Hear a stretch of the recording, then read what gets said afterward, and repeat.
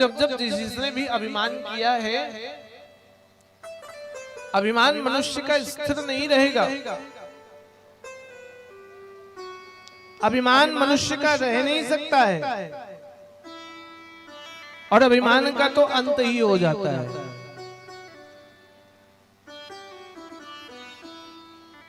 इसलिए कोई रूप का अभिमान करे तो समय के साथ बुढ़ापा आएगा और सुंदरता खराब हो जाएगी। कोई विद्या का अभिमान करे तो समय के साथ जब बुढ़ापा आएगा तो बुद्धि भी कमजोर हो जाएगी। कोई बल का अभिमान करे तो बल भी सदा सर्वदा नहीं रहेगा। कोई धन वैभव का अभिमान करता है तो धन वैभव भी आना और जाना लगा रहता है, क्योंकि लक्ष्मी चंचला है, लक्ष्मी स्थिर नहीं रहती है।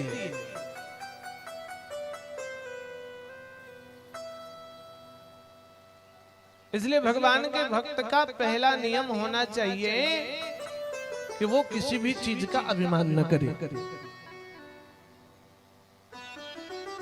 हम तो रोज मंदिर जाते हैं सुबह, बिना स्नान किए हम भोजन नहीं करते। रोज जब तक 11 माला ना हो जाए तब तक तो हम जल तक नहीं पीते। शुद्ध शाकाहारी हम भोजन करते हैं। एकादशी पूर्णिमा आदि का तो व्रत रखता हूं। साल में 2-4 बार तीर्थ की यात्रा में भी हम निकलते हैं। ये भी कहना अभिमान ही है। हम ऐसा करते हैं, हम वैसा करते हैं, हम ये करते हैं, हम वो करते हैं, हम भगवान का इस प्रकार भजन करते हैं। ये सब कहने वाली चीजें नहीं है। हम इतनी माला जप कर रहे हैं, हम इतना भगवान का भजन कर रहे हैं, हम इतना सत्संग में जा रहे हैं, ये कहने वाली बात नहीं है। भगवान का भजन कितना कर रहे हो वो भी गुप्त रखा जाता है। और दान के लिए भी तो कहा गया कि सीधे हाथ से दो, दाएं से दो, तो माएं तक को पता न चले। इसी प्रकार भगवान का भजन भी करें तो पता नहीं लगना चाहिए भगवान का भजन हो गया है। शास्त्र तो कहता है कि पति को कोई अनुभूति भगवान के भजन में हो जाए तो पत्नी को ना बताना चाहिए, और पत्नी को कोई भगवान के भजन में अनुभूति हो जाए तो पति तक को ना बताना चाहिए। ये विषय इतना गुप्त रखा जाता है। अनुभूति अनुभव को बिल्कुल गुप्त रखा जाता है। इसलिए भगवान के भक्त की प्रथम पहचान क्या है कि भगवान के भक्त को अभिमान नहीं करना चाहिए। भगवान के भक्त को किसी भी प्रकार का अभिमान न करे। भगवान का भक्त अभिमान मुक्त हो, और जब जब जिसने अभिमान किया है उसका अंत हो जाता है। हिरण्यकश्यप तपस्या करने के बाद भी एक ही तो अभिमान हो गया था कि मुझे कोई मार नहीं सकता है। मरना तो निश्चित है, कोई नहीं छोड़ सकता, कोई बच नहीं सकता। मरना ही मरना है, मरना तो निश्चित तय है।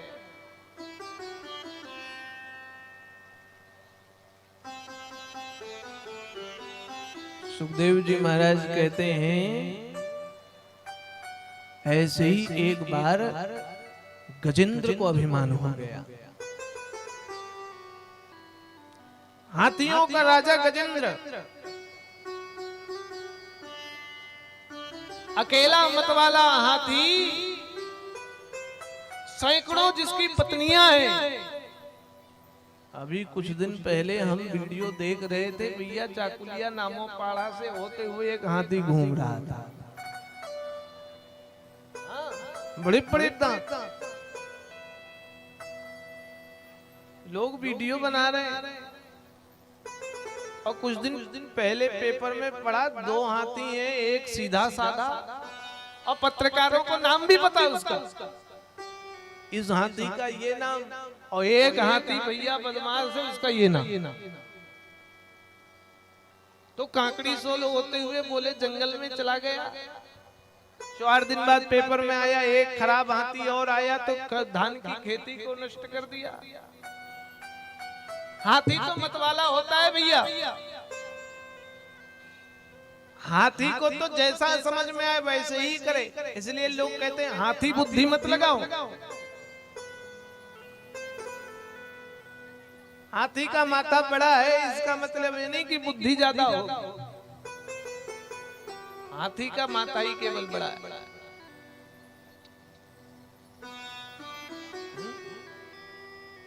गजेंद्र की सैकड़ों पत्नियां, और जानते हो गजेंद्र अपनी पत्नियों को साथ लेकर के भैया एक सरोवर पर चला गया। सुंदर सुंदर कमल के फूल हैं सरोवर पर, सुंदर सुंदर फूल हैं। गजेंद्र उस हाथी मतवाला हाथी जल के भीतर घुसा, सूंड पर जल भरा और जल भर करके अपनी पत्नियों के ऊपर फेंकने लग गया। आप लोगों ने देखा है कि नहीं देखा है, हाथी जब सूंड में पानी भरता है तो फुहारा जैसे फेंकता है, और वो उसकी कीड़ा होती है। धूल से जब लथपथ हो जाता है हाथी 2 प्रकार का स्नान करता है, एक धूल का स्नान और दूसरा जल का स्नान। पहले तो धूल में लोट-पोट करेगा, और धूल में जब लोट-पोट हो करके हाथी को आनंद आ जाता है और शरीर में खुजली होती है तो वो तालाब खोजता है कहीं पानी, और पानी सूंड में भर के फिर अपने ऊपर डालता है। मतवाला हाथी भी ऐसे ही अपनी सैकड़ों पत्नियों को ले जाकर धूल में लोट-पोट किया और कुंड में तालाब में आकर के जल भर करके पत्नियों के ऊपर फेंकने लग गया। अभिमान एक ही बात का, मैं हाथियों का राजा हूं, मुझे कौन पकड़ सकता है, कौन मार सकता है। जानते हो जल में एक मगर था। क्या था? जल में मगर। क्या चीज था? थोड़ा बोलो तो सही। मगर, जोर से बोलो। जल में क्या था? उस मगर ने जाकर के हाथी के पैर को पकड़ लिया। क्या पकड़ा?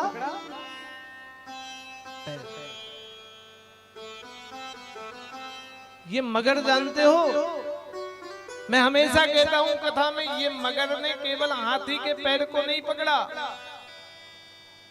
ये मगर हम सबको भी पकड़ के रखता है। कौनसा नंदर बाबार भागवत चलছে চলবে? হ্যাঁ, 4টার সময় আমার বাড়ি আসবে, আমিও রেডি হই করে যাব।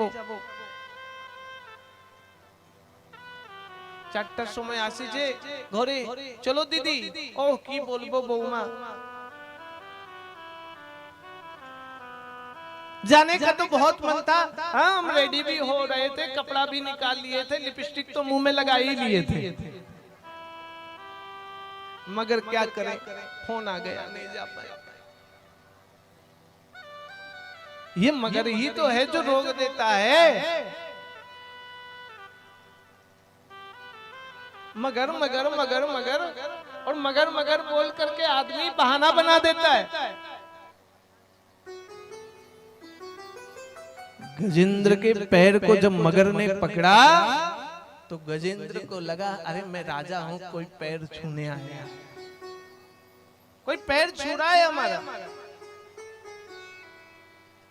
और पैर छूने के मन से गजेंद्र अभिमान से खड़ा रहा, जल में पानी भरता, सूंड से उठाकर फेंकता। देखते देखते जब कुंड का जल भी रक्त रंजित लाल हो गया तो गजेंद्र को लगा, ये खून कहां से आ रहा है, ये जल में रक्त कैसे हो गया, जल में खून ही खून कैसे हो गया। सो मगर के पैर ने, मगर ने जो गजेंद्र के पैर को पकड़ा था, छूटने लग गया, खिलाने लग गया पैर को। और पैर तो भैया जल में फंस चुका था, कहां से मुक्त होगा, क्योंकि जल में ये मगर बड़ा मजबूत होता है। जैसे संसार में मोहरूपी मगर बड़ा मजबूत होता है, उस मोहरूपी बंधन, उस मोहरूपी मगर से निकलना बहुत मुश्किल है इस संसार से। ये संसार भी एक प्रकार का कुंड ही है। इसमें जो दिखाई दे रहे हैं ये कमल के फूल ही हैं, ऊपर से सुंदर दिखाई देते हैं, और अंदर आओ तो मोहरूपी मगर हमको पकड़ ले जाते हैं। फिर जब जाने का समय होता है गोंदरोपी, तो फिर यही दिखाई देता है।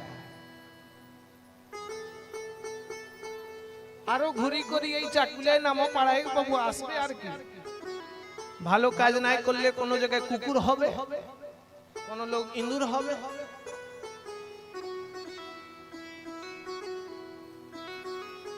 मगर ने जब पैर को पकड़ा तो गजेंद्र बचाने का प्रयत्न करने लग गया, लेकिन जल में मगर का प्रभाव अधिक होता है।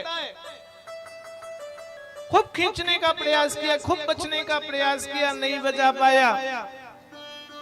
अपनी हथनियों को, बच्चों को बोला मुझे धक्का देकर बाहर निकालो। सब प्रयास करने लग गए, धक्का देने लग गए, सूंड से सूंड बांध करके खींचने लग गए, लेकिन गजेंद्र को जल से बाहर ना निकाल पाए। 2, 4, 5 दिन बाद धीरे धीरे करके बच्चे भी साइड हो गए कि अब भैया पिताजी को बचाना मुश्किल है। गजेंद्र ने कहा देखो ये कितने दुष्ट बालक हैं, पिता को प्राणों की संकट है और रक्षा नहीं कर रहा है। पत्नियों ने कहा हम 7 जन्मों का साथ निभाने के लिए वचनबद्ध हैं, हम आपके साथ हैं, चिंता न करें। 2, 4, 10 दिन हुआ तो पत्नियां भी, जो सैकड़ों पत्नियां थी ना, वो भी हाथी को छोड़ करके चली गई। कौन रह गया? केवल हाथी जीव अकेला रह गया, और दूसरा उसके प्राणों को खींचने वाला मगर। खींचते खींचते खींचते खींचते जल में खींचने लग गया, जल के भीतर खींचने लग गया। देखते देखते हाथी का कमर डूब गया, पीठ और कंधे तक जल में फंस गया, मस्तक भी डूबने लगा। तो पूर्व जन्म का स्मरण आ गया, पूर्व जन्म में राजा था ये, महात्मा का अपमान कर दिए थे तो उन्होंने श्राप दे दिया था, भगवान का भजन किया था पूर्व जन्म में, वो भजन का स्मरण आया अंतिम समय में, और यही विचार करने लगा कि जब मनुष्य इस संसार भव सिंधु में फंसता है तो कोई साथ नहीं आता है। इस भव सिंधु को पार करने के लिए, इस भव सिंधु से मुक्ति के लिए केवल भगवान नारायण की ही शरण होनी चाहिए। गजेंद्र ने अपने सूंड पर वही कमल के फूलों को उठाया, शरीर तो डूब गया, लेकिन आकाश की तरफ भगवान नारायण का स्मरण करते हुए सूंड में कमल का फूल उठा करके भगवान का आवाहन किया, प्रभु रक्षा करो, प्रभु रक्षा करो। और भगवान भी वैकुंठ से गरुड़ पर सवार हो करके तीव्र गति से उड़ते हुए आए, और सुदर्शन चक्र के प्रभाव से भगवान ने मगर का भी मस्तक काट करके गजेंद्र को मुक्त कर दिया। गजेंद्र का भगवान, गजेंद्र जो फंसा उसको मगर के बंधन से मुक्त किया। गजेंद्र भगवान की स्तुति करने लगा, और जब भगवान की गजेंद्र ने स्तुति की तो गजेंद्र को भी भगवान ने मुक्त कर दिया। ग्रह तो भगवान के सुदर्शन के स्पर्श मात्र से ही मुक्त हो गया था। ये गंधर्व थे, और इन्होंने संत का अपमान किया था, जिस कारण से यह रूप धारण करना पड़ा। भगवान को जो भी पुकारता है ना, उसका उद्धार भगवान करते हैं। कैसा भी दुख हो, कैसा भी दर्द हो, कैसा भी दुख दर्द होता है, भगवान के दरबार में आए हुए लोगों का समस्त दुख दर्द दूर होता है। कोई भी समस्या हो वो भगवान के चरणारविंद में पहुंचने मात्र से ही समाप्त हो जाता है।